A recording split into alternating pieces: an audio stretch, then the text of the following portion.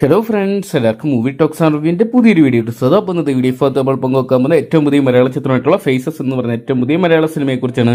Video ആദ്യമായിട്ട് കാണുന്ന സുഹൃത്തുക്കാണെങ്കിൽ ഏറ്റവും ലേറ്റസ്റ്റ് സിനിമ വിശേഷങ്ങൾ അറിയാൻ വേണ്ടി ഇപ്പോൾ തന്നെ ചാനൽ സബ്സ്ക്രൈബ് ചെയ്ത് നോക്കുക. കരേഷ് രാമാനന്ദ്, ഹന്ന റജി തുടങ്ങിയ കേന്ദ്ര കഥാപാത്രയ്ക്ക് നിരീഷ് ഇ.കെ ഡയറക്ട് ചെയ്ത ചിത്രമായിരുന്നു ഫേസസ് എന്ന് പറയുന്ന സിനിമ. ശ്രീ അങ്കളമ്മാവൻ ഫിലിംസിന്റെ ബാനറിൽ മുരുകേശൻ, റോച്ച് ആരോഗ്യരാജ് എന്നിവർ ചേർന്നാണ് ചിത്രം നിർമ്മിച്ചിരിക്കുന്നത്. ചിത്രത്തിന്റെ ഒരു കിടിലൻ ട്രെയിലറൊക്കെ കഴിഞ്ഞ ദിവസം പുറത്തു വന്നിട്ടുണ്ടായിരുന്നു.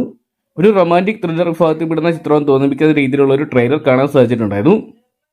സുമൻ സുദർശനും നീരേഷും ചേർന്നാണ് ചിത്രത്തിൽ തിരക്കഥ സംഭാഷണം ഒരുക്കിയിരിക്കുന്നത്.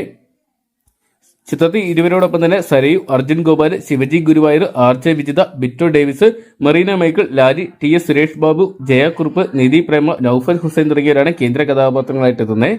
എന്തൊക്കെയാണ് ചിത്രം ഇന്നതാ തിയേറ്ററോട്ടെത്തിയിരിക്കുന്നത്. ഒരുപക്ഷെ മികച്ച അഭിപ്രായങ്ങൾ സ്വന്തമാക്കാൻ സാധിക്കുന്ന ഒരു ചിത്രം കൂടിയായിരിക്കും ഇത്.